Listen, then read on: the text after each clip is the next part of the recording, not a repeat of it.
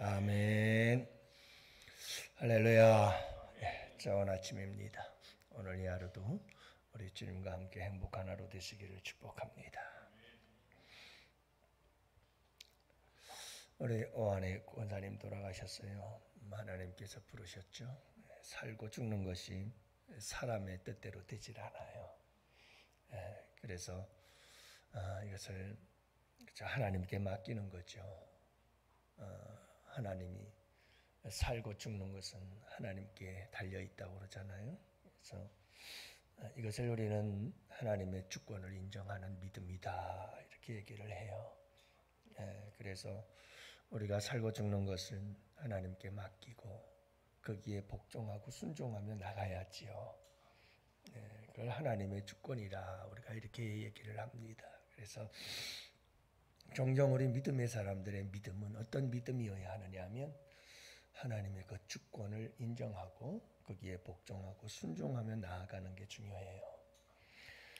여러분, 내가 바라고 내가 원하고 내가 정말 하고 싶은 대로 일이 안 되는 일들이 많아요. 세상을 살다 보면, 인생을 살다 보면 내가 생각했던 대로 되지 않는, 내 뜻대로 되지 않는 이런 일들이 참 많죠. 그럴 때 우리가 하나님 앞에 내가 바라고 원하는 것 도와달라고 기도해야 됩니다만은, 그러나 여러분, 우리가 기도하고 나서는 항상 하나님의 주권이 있어요. 나보다 하나님은 더 훨씬 똑똑하시고, 하나님은 나보다 훨씬 모든 걸 아시고, 하나님은 나보다 훨씬 많은 것을 여러분 보고 계시기 때문에 우리는 내일 일을 모르지만 그분은 내일과 100년과 1000년, 만년의 역사를 그분은 한눈에 다 보고 계시기 때문에 우리에게 가장 필요한 것이 무엇인지를 아셔요. 그래서 그분께서 행하시는 일이 가장 옳은 일임을 우리가 아는 거예요. 그걸 믿는 거예요. 그래서 하나님은 모든 것을 합력하여 선을 이루신다 이렇게 말씀하잖아요. 그래서 우리의 믿음과 신앙은 이 사랑 그리고 신뢰를 바탕으로 하지 않으면 안 되는 거예요. 하나님이 무슨 일을 하든 하나님은 항상 우리를 위해서 일하시는 분이다. 항상 우리를 위하시고 우리를 사랑하시고 우리를 축복하기를 원하시는 분이라는 이런 확신과 믿음이, 신뢰가 바탕이 되어질 때 하나님의 주권에 대한 우리의 인정의 믿음이 더욱더 굳건하게 생겨나게 될 줄로 믿습니다. 그래서 하나님이 그저 어떤 일을 내게 주시든 어떻게 행하시든 그것에 대해서 우리가 인정하고 하나님 따라가겠습니다. 이게 주님께서 원하시는 길이고 이게 주님이 바라는 길이라면 주님 갈게요 하고 따라갈 수 있는 하나님의 주권적 역사하심을 신뢰하게 되어지는 겁니다. 오늘 말씀에도 보면 여러분, 요시야 왕이 이제 8살의 왕이 되잖아요. 8살의 왕이 되고 18년 동안 통치하게 되어지는데, 그래서 26살이 되었을 때, 이렇게 왕이 된 지 18년이 지나서 26살이 되었을 때, 그때 성전을 수리하고 싶은 마음이 생겨났고, 성전을 수리하다가 율법책을 발견하게 되었고, 그 율법책을 낭독하는 가운데 옷을 찢고 통곡하며 회개하고 개혁의 역사를 이루어가기 시작해요. 26살에 개혁을 시작해요. 그리고 39살에 오늘 본문 말씀에 보면 무기또 전쟁에서 그는 전사하게 되어집니다. 그러니까 39살에 죽었어요. 요시야 왕이. 그러니까 그의 개혁의 기간은 약 13년 정도였습니다. 오늘 본문에 보면 얘가 아수르를 치려고 나갔다고 얘기를 합니다만은 여기는 해석상에 좀 문제가 있어요. 원어의 의미를 보면 친다라는 의미도 있지만 돕는다는 의미도 함께 있어요. 여기서는 돕는다는 의미로 해석하는 게 옳아요. 그래서 우리가 여러분 역대기를 보아도 분명한 것은 여러분 요시야 왕이 지금 상황이 주변 상황이 어떠했느냐 하면 아수르는 무너지고 있었어요. 아수르가 무너지고 있었어요. 609년, 602년 그때 일어나고 있었던 일인데 BC. 이게 지금 아수르는 무너지고 바벨론이 힘을 얻고 있었어요.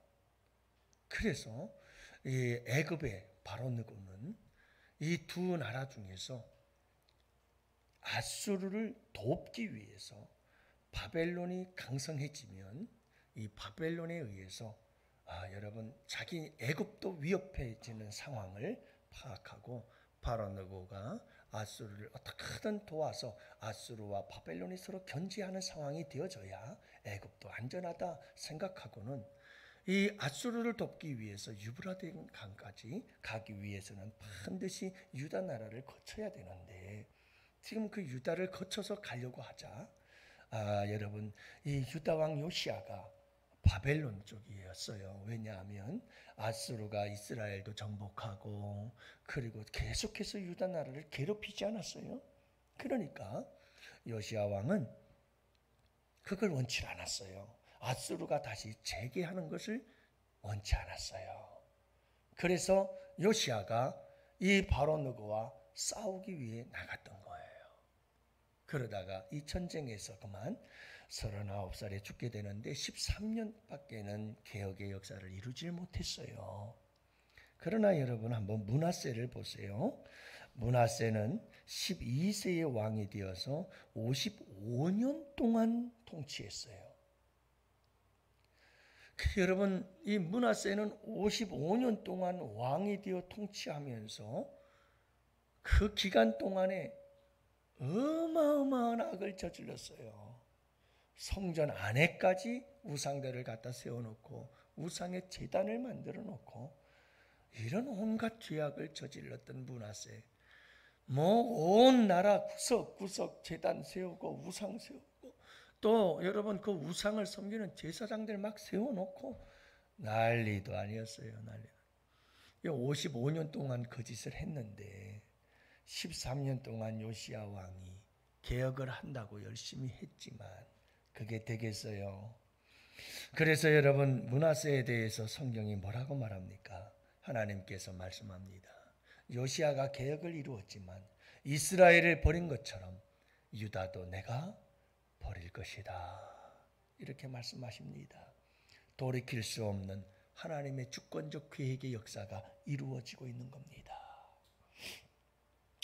요시아의 거룩한 개혁이 있었지만 그럼에도 불구하고 하나님은 역시 이 므낫세를 비롯한 이스라엘 백성들의 우상 숭배가 끊이질 않아요.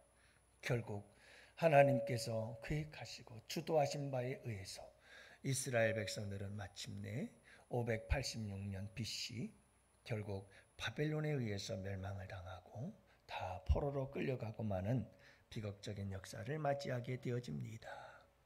여러분, 이 가운데에서 하나님께서 우리에게 던져주시는 도전이 뭐냐 하면 여러분 아무리 우리가 이렇게 하고 저렇게 하고 잘하고 뭘 해도 요시아 왕에게는 복을 주셨어요.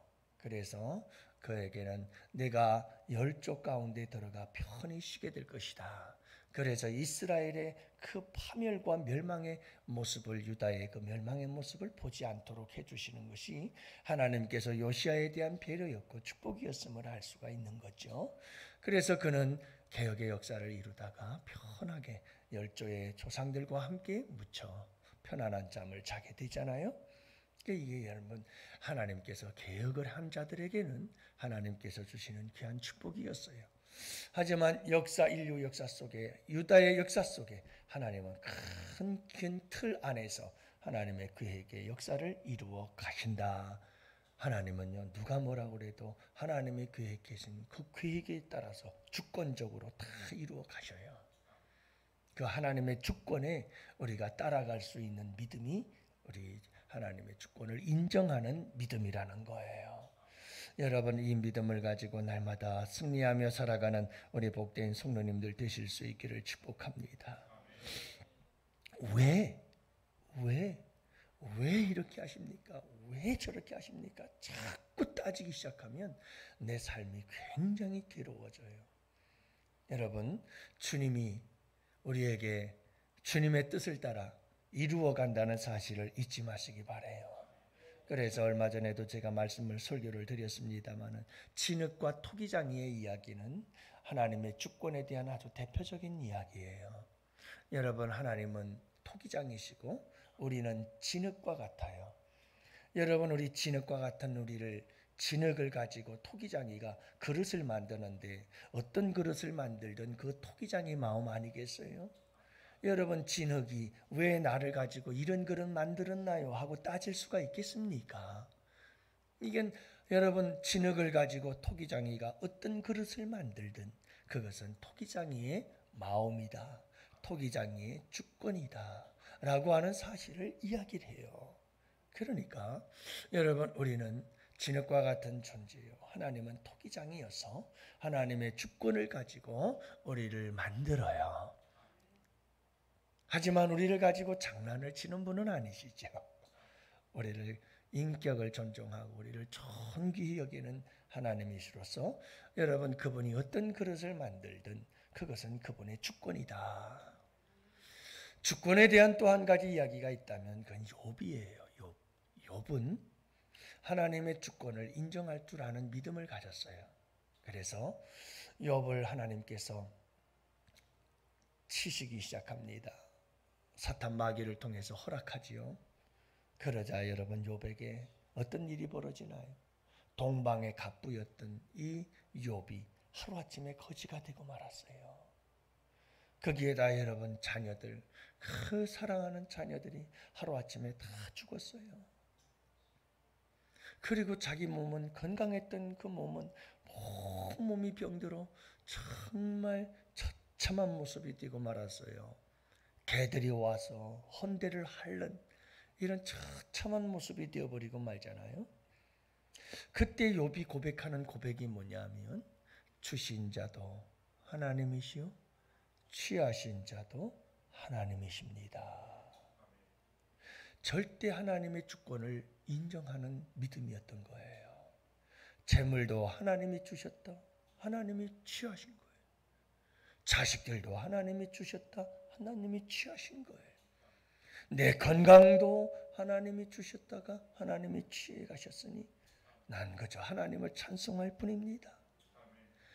참 대단한 하나님의 주권을 인정하는 믿음이 아닐 수가 없는 거예요. 저에겐 조그만 간증이 하나 있어요.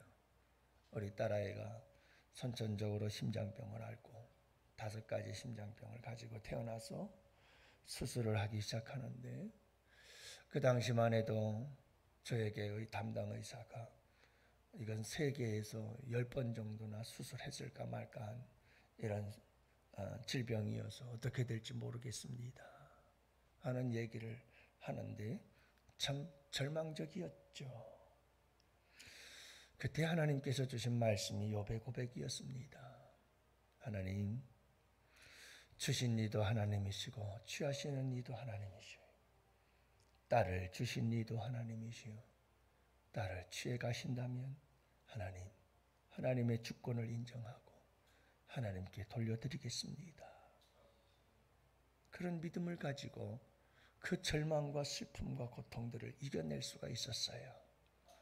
지금도 변함없는 것은 하나님, 주님이 주셨다가 주님이 취하시면 주님 드리겠습니다 하는 하나님의 주권을 인정하고 주신 이도 하나님이시오 취하신 이도 하나님이시오. 그저 하나님께 감사와 찬송과 영광 올려드립니다. 이런 고백 속에 살아가는 것이 여러분, 주님의 주권을, 절대 주권을 인정하는 우리의 믿음인 줄 믿습니다. 여러분, 우리 주님 오라 하시면 언제든 가야 할 것이요. 여러분, 아무리 몸부림쳐도 우리는 우리의 모습이 추해질 뿐이지. 이것은 하나님의 절대 주권입니다. 여러분, 항상 우리의 삶 속에 하나님의 이런 절대적 주권의 인도하심과 역사하심과 계획하심이 있다는 것을 잊지 마시고 항상 하나님의 그 절대 주권을 인정하며 살아갈 때에 여러분 우리의 삶에 하나님의 크신 은혜와 평강과 축복이 함께 하실 줄 믿으시기를 바랍니다. 오늘 이 하루도 여러분 이 말씀 꼭 기억하면서 내 마음대로 내 뜻대로 안 된다. 너무 원망하고 불평하고 너무 괴로워하지 마시고 내가 할 수 있는 일에 대하여 최선을 다한 후에는 그분의 모든 절대 주권에 내어 맡길 줄 아는 거룩한 믿음의 사람들 되실 수 있기를 주님의 이름으로 축원합니다.